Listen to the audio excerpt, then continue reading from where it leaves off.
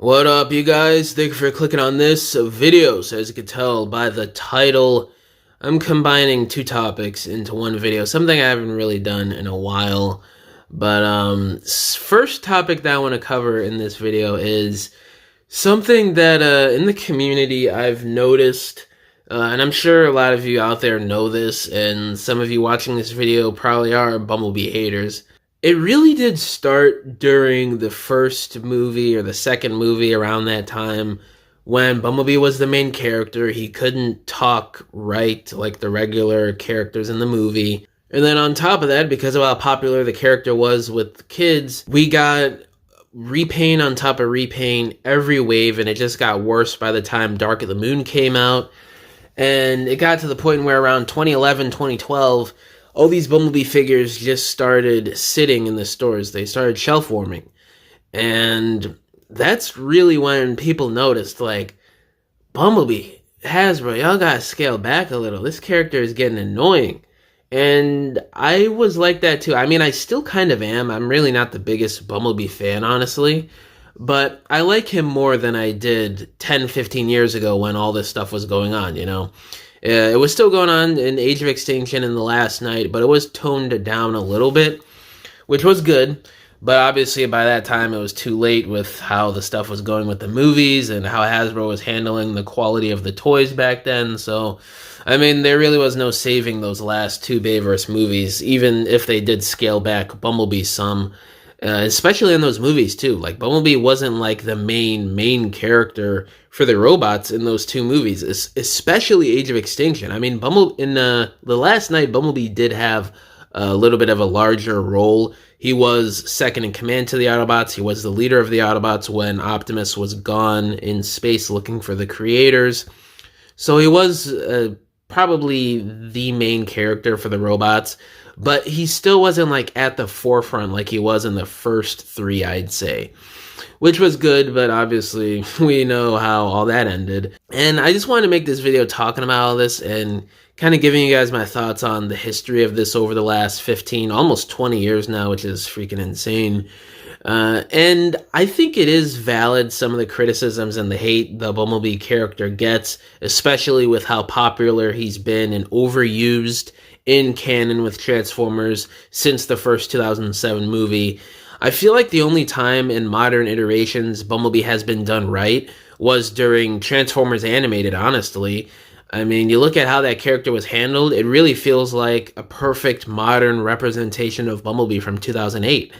And I've yet to see a Bumblebee done better or done right like what they did with Animated Bee. Transformers Prime, it basically was just a copy and paste from the movieverse with a couple tweaks that were really minor, honestly. R.I.D. 2015, I really don't even care about that, honestly. Like, it wasn't even a great storyline or show to begin with. And then Cyberverse, it was okay, but I mean, it was for kids, so there really wasn't much depth to it. And then Earthspark, it was basically, it felt like the same as Cyberverse, but more boring, if that makes sense. So I really feel like Animated was the last time we got Bumblebee done right. And I don't even hate Bumblebee's characterization in the 2007 movie, because that was the first time we got him talking through the radio. He lost his voice, all that stuff. So I feel like it was really original and unique and done best in the first movie. But obviously after, like, maybe, I don't know, the second movie or something, it did get old. They really needed to retire the storyline by the third movie, especially if by the time, you know, back then they wanted to wrap it up as a trilogy. It would have been a full circle moment for his character if he did get his voice back, at least by the end of the third movie, which would have been a copy from the first movie when he did get his voice back again. Like, that whole thing was so stupid. Like, he gets his voice back at the end of the first movie, and then he never talks in his regular voice again. I think there was a retcon for that, like, he still couldn't talk in his regular voice because it hurt so much, because there was still some sort of damage that they couldn't fix, or Ratchet couldn't fix, or whatever. I think that was the excuse as to why he never talked in his regular voice again after the end of the first movie. But that's still kind of a stupid excuse to me. I mean, these are alien robots with advanced technology. You would think anything like that is fixable, but I don't know. I guess they just want to keep going on with it because kids back then loved it. And the overuse of his character since the first movie has been so annoying after, I'd say, Animated and Dark of the Moon, because at times he's taken character slots in storylines, whether it's a cartoon, comic book, or whatever, where I feel like another character that deserved more spotlight and that is just a better written character in general should have been given that. Like a perfect example that comes to mind over underutilized A-list character, mind you, is freaking Jazz. I'm always talking about this on the show, but you look at modern times, the last 10, 15 years, Jazz hasn't been used for absolutely diddly squat, and he's basically the second in command to the Autobots when you look at the core main lore of Transformers, which is basically G1, whether some of you want to admit it or not. I mean, G1 is basically the basis of all Transformers lore. It's the main thing. And he's one of the main lead commands for the Autobots, if not the second in command, going by which episode you want to bring up.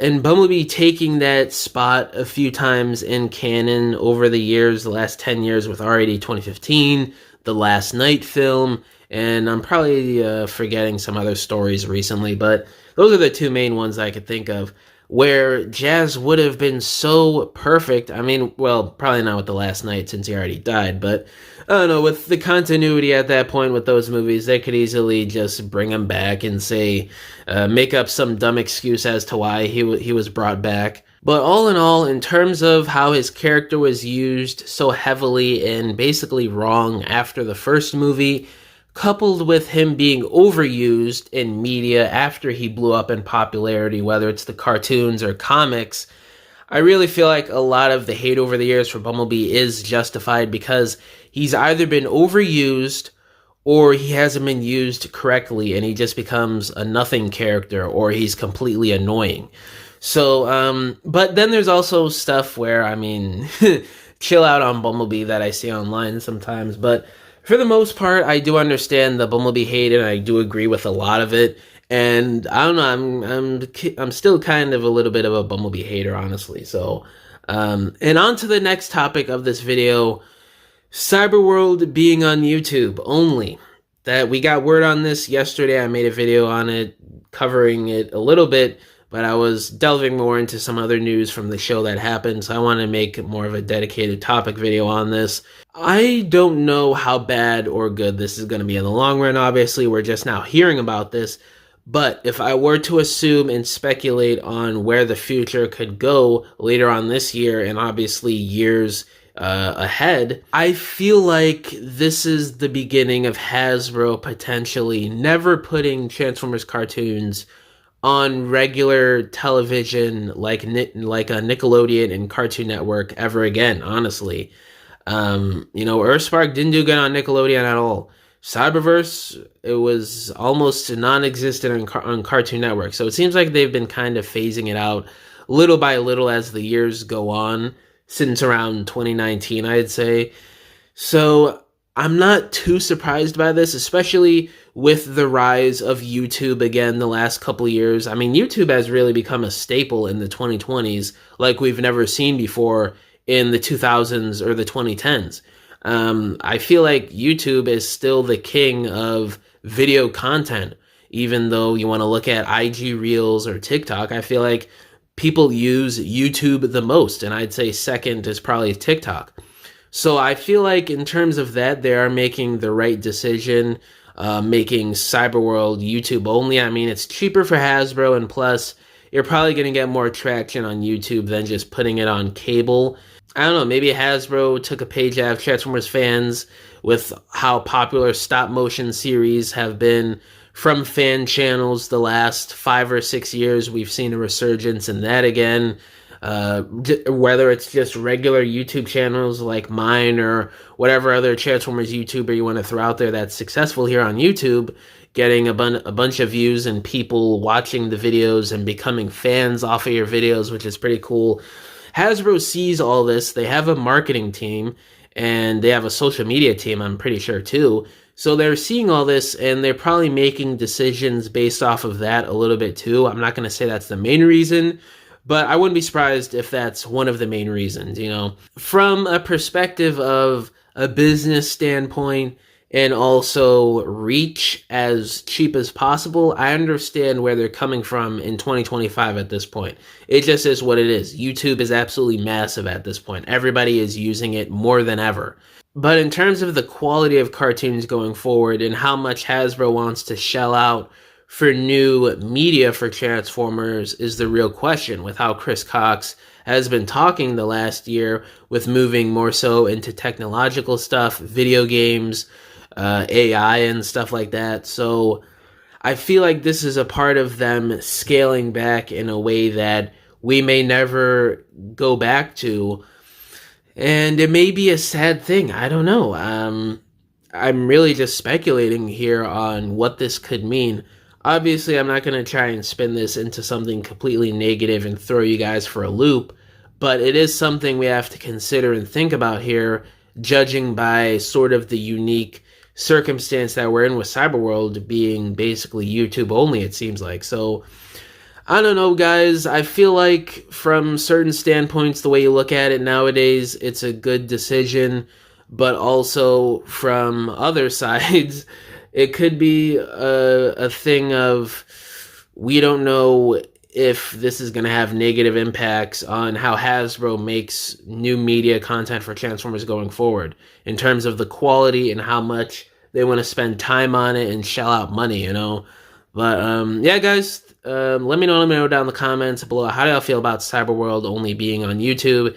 And how do you guys feel about the Bumblebee hate after the movies the last 10, 15, 20 years? All my social medias are linked down below, including my email, if you guys want to hit me up about business inquiries, if you want to message me about whatever, or if you want to commission a diorama from me, because I make dioramas for people for their stop motions, photography, or irregular display shelves in your homes. You could either hit me up on any of my social media accounts, or you could just email me and we can work out a deal. But yeah, guys, thank you for watching this video. Catch y'all in the next one. Bye!